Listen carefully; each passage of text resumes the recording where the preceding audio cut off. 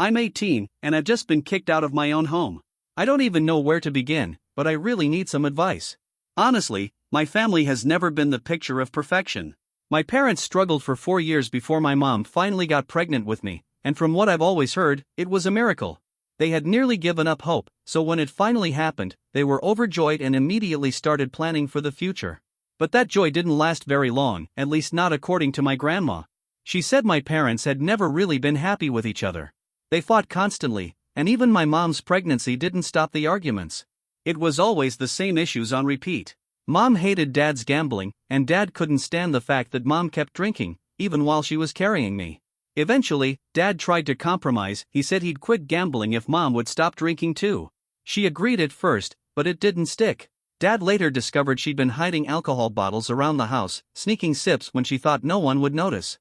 He freaked out, obviously, because it wasn't just her she was putting at risk anymore. I was in danger too. So Dad gave her an ultimatum: either she stopped drinking or he was leaving. That didn't go over well. According to Grandma, Mom completely lost it, started verbally tearing into him and then threw a pair of scissors at his face. She hit him just near the eye. It was serious enough that he had to be rushed to the doctor. Turns out, he had a partial corneal laceration. The doctor told him he was incredibly lucky not to lose his vision permanently. The whole thing scared Mom straight, at least for a while. She begged Dad not to press charges and promised she'd change. And for some reason, he let it go. When I was born, they both seemed genuinely happy and tried to care for me. But again, peace in our home didn't last long. My grandma told me about a time when Dad came home from work to find me bawling my eyes out in my crib while Mom was passed out drunk on the couch. He was furious. He shook her awake and demanded answers, but all she did was brush it off, saying motherhood was hard and it was just one drink. He almost called CPS right then and there, but she managed to calm him down. Honestly, I wish he had called them. Because after that, Mom just got sneakier. She'd only drink in the mornings after Dad left for work, thinking she could hide it. Meanwhile, I was going hungry, my health started to decline, and I lost weight fast. Grandma came to visit often, and every time she walked in, the house was a disaster. Dishes piling up in the sink, sticky floors, garbage everywhere. I'd be sitting in dirty diapers or wearing stained clothes with messy hair. And whenever she tried to talk to Mom about it, Mom would snap and tell her to stay out of it. One particular visit stood out. Grandma said Mom was obviously drunk, slurring her words, giggling at nothing. When Grandma confronted her, Mom got defensive and insisted it wasn't a big deal. That was the final straw for Grandma. She stayed the entire day to care for me and waited until Dad got home. When he arrived, she told him flat out that she needed to take me for a while so Mom could go to rehab. Mom threw a fit, but Dad agreed immediately. I think he finally realized she needed serious help. So while Mom was checked into a treatment center, I went to live with Grandma, and that time changed my life. Those months were the best I've ever had. Grandma made me feel safe. She fed me nutritious meals, gave me baths, read bedtime stories, and took me to the park. I didn't even know that's what real parenting looked like. She didn't yell at me when I was playful, or hit me for spilling something. She treated me with love and patience. She became more of a mother to me than my own mom ever was, and I will never stop being thankful for her. Honestly, I don't know if I would have made it without her. Dad visited often.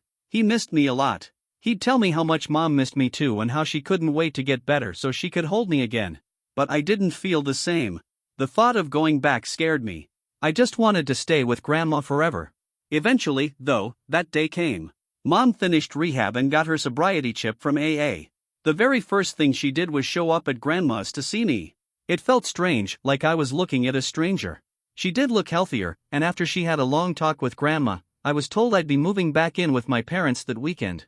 I cried and begged to stay, but Mom shut that down. She reminded me she was my mother and said I didn't have a choice. So I packed up and returned to a house that held nothing but awful memories. Looking back, I think that move broke something in me. I stopped eating properly, and I'd throw up all the time. I was only 5 when I got diagnosed with an eating disorder. My parents actually tried really hard to help. We went to family therapy and did everything we could to heal from the past. Slowly, I started to feel better. Things at home were calmer. My parents weren't fighting anymore. Mom stayed sober and tried to be more involved, and Dad even reduced his work hours to spend time with us. For a while, it felt like we might finally be a real family. But then it all crashed down again.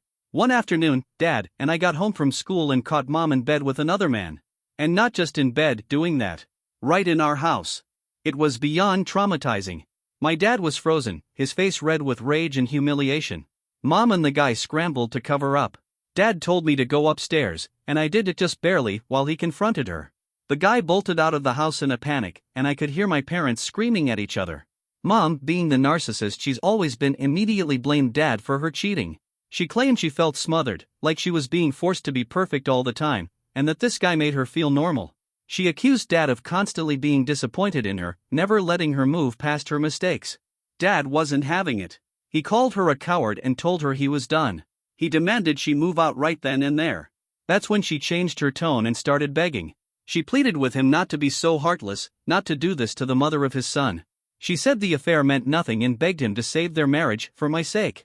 That night, while my parents were still screaming at each other, my grandma showed up to take me with her.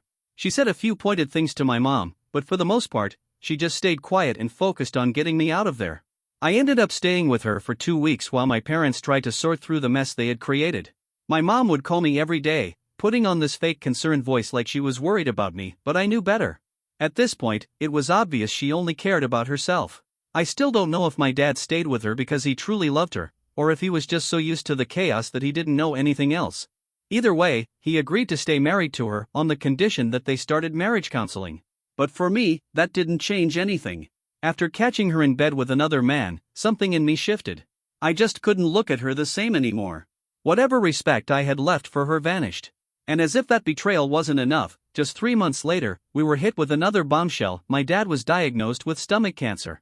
One day at work, he collapsed from intense stomach pain, and when he was rushed to the hospital, they found the cancer had already progressed and he had to start treatment right away. That marked the beginning of endless days of chemotherapy and exhaustion. He had to take a leave from work to fight the illness.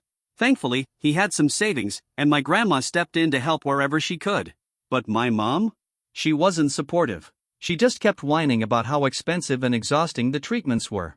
She'd roll her eyes at the doctor visits and complain like she was the one going through it. Dad tried to stay calm. He asked her to consider picking up a part-time job and assured her that once he recovered, he'd go back to work and provide for her like he always had. Eventually, she gave in. With few options left, she started working as a server at a local restaurant. Her shifts were long, and she'd be gone almost the entire day. Meanwhile, Grandma was the one taking Dad to his treatments, sitting with him, and bringing him home afterward. Our next-door neighbor had a daughter my age, and when she heard about our situation, she offered to take me to school every day. That's how I became close with Shirley. We had known each other for a while, but that's when we really started bonding. Shirley and I basically grew up side by side. Her parents were well aware of everything going on in my home, pretty much all the neighbors were. My parents didn't exactly keep their fights private. As Shirley and I got closer, her family started inviting me over for dinner and sometimes lunch too. My dad had no issue with it, and honestly, neither did I. But my mom? She hated it. She'd constantly berate me, telling me they only pitied me, that to them, I was just some broken charity case. At the time, maybe part of me worried that was true. But the longer I spent around Shirley's family, the more I realized they actually cared.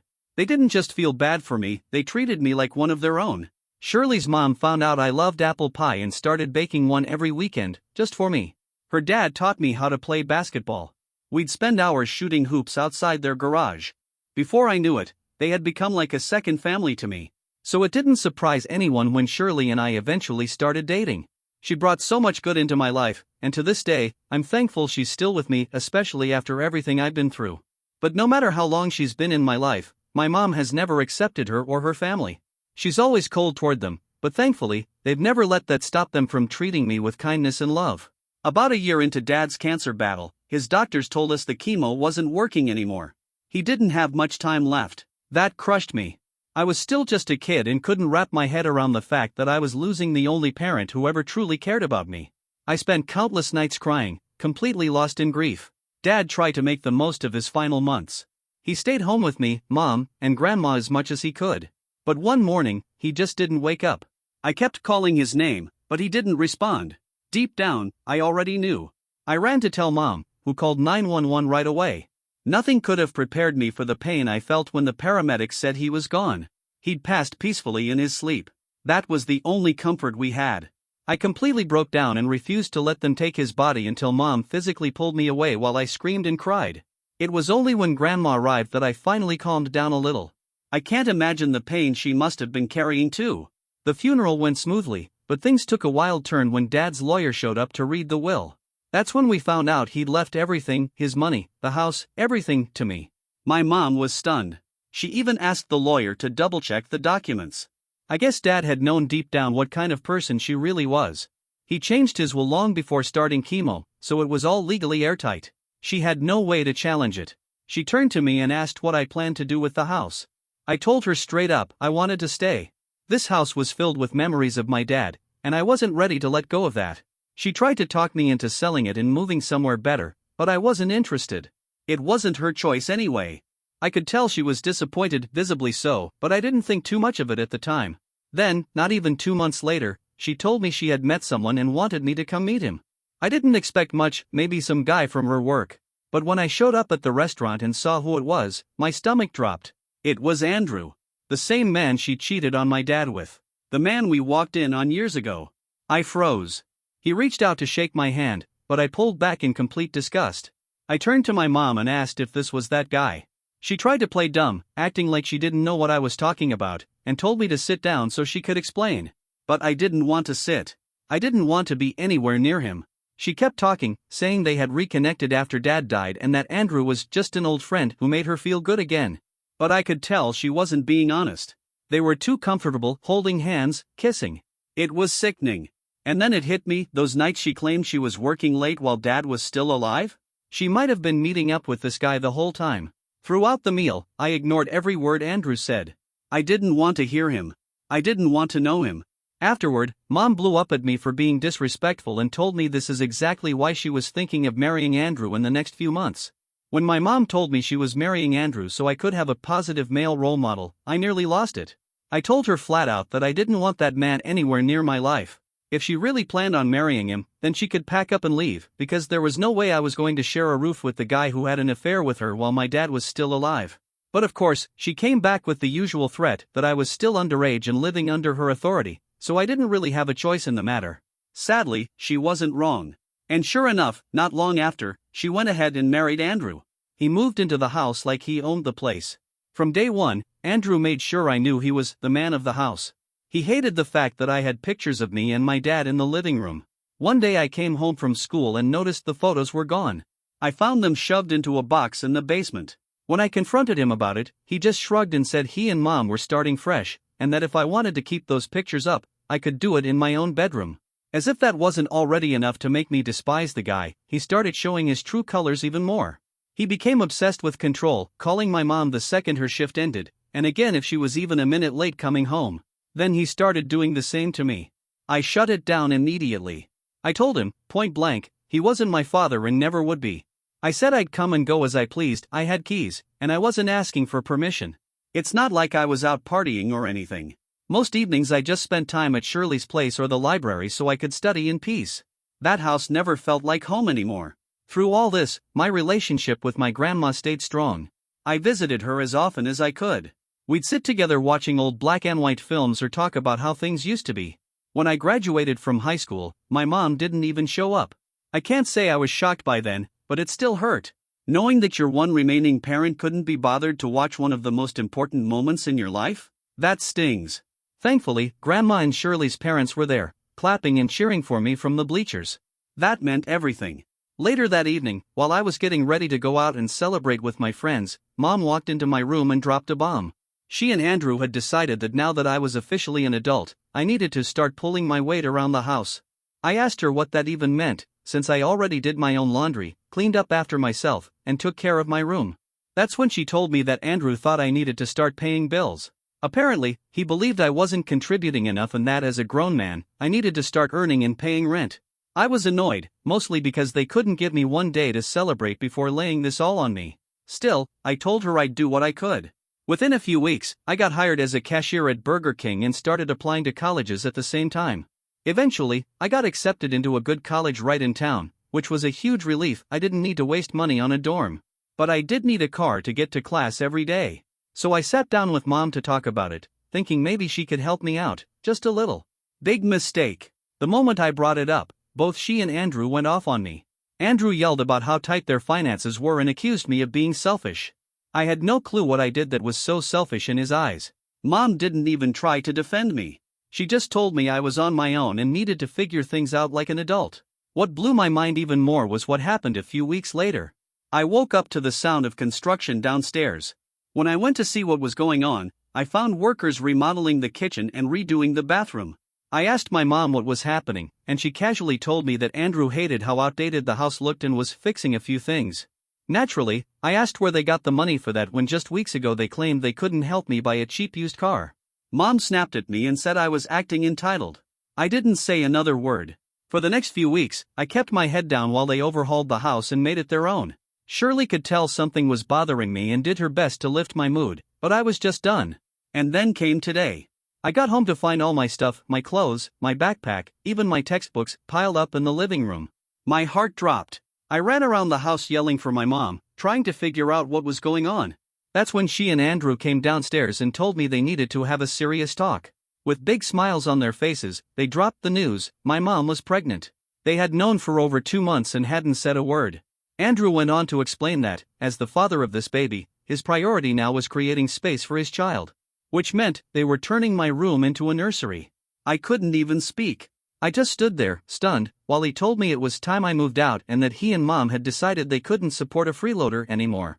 Mom didn't argue. She nodded along and said I could go stay with Grandma until I figured things out. That's when the tears came. I didn't even try to fight it. I felt completely discarded, like I was being thrown out with the trash. I packed up my essentials, called an Uber, and left. I'm at my grandma's house now. She was just as stunned and furious as I was. She wanted to drive straight over and give my mom a piece of her mind. But before we do anything, I told her I want legal advice first. I just turned 18. This house is legally mine, according to my dad's will. So can I actually remove my mother and Andrew from the property? Will I need a lawyer? Update 1. Thanks to everyone who gave advice.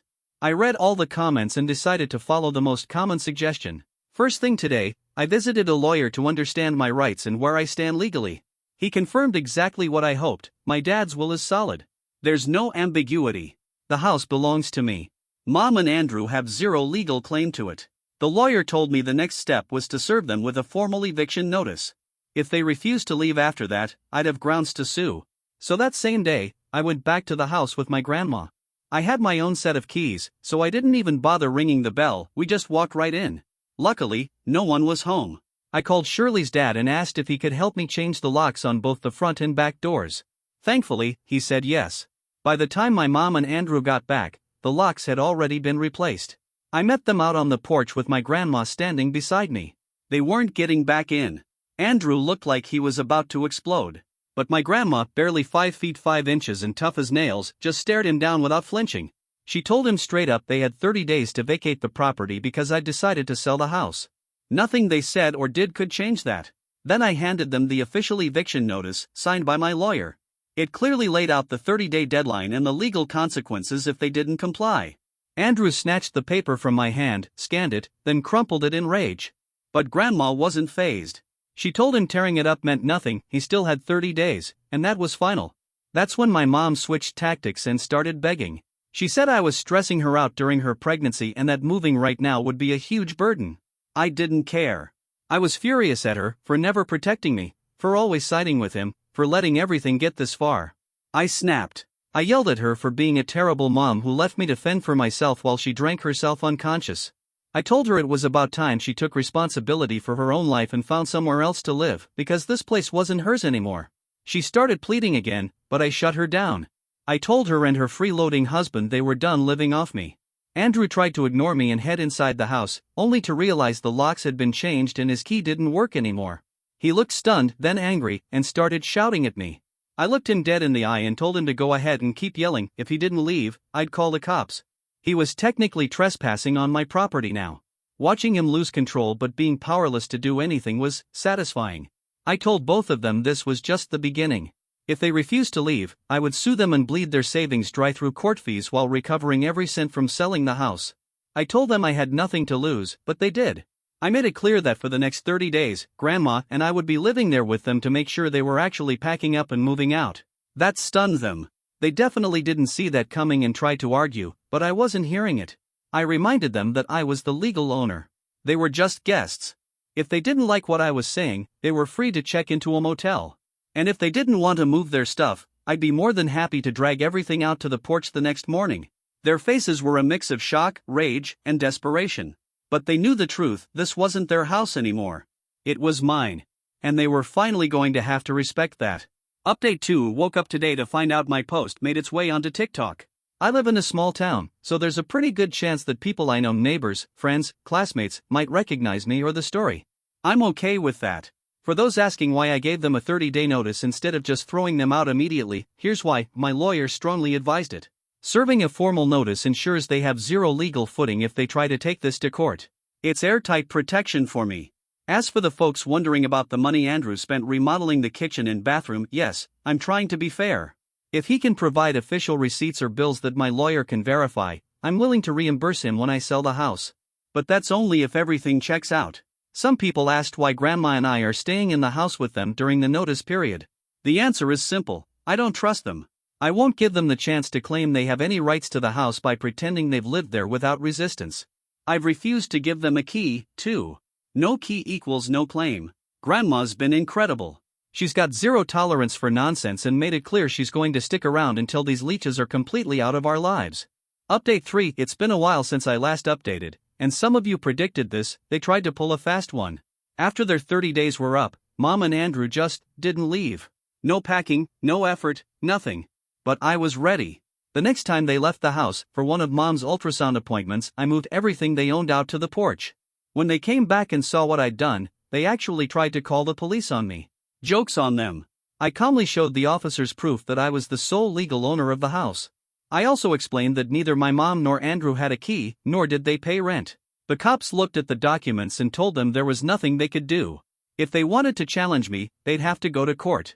Andrew blew up, he cursed at me and stormed toward me like he was going to get physical. One of the officers immediately stepped in and warned him to back off or risk getting detained. Eventually, the cops made it clear they had to leave. Watching them get officially removed from the property was the moment I'd been waiting for. It was the first time in years I felt like I finally had some power. Since then, I've installed security cameras all over the house, just in case they get any ideas. I've also started working with a real estate agent to show the house to potential buyers. The sale is happening soon. And when it does, I'll finally be free.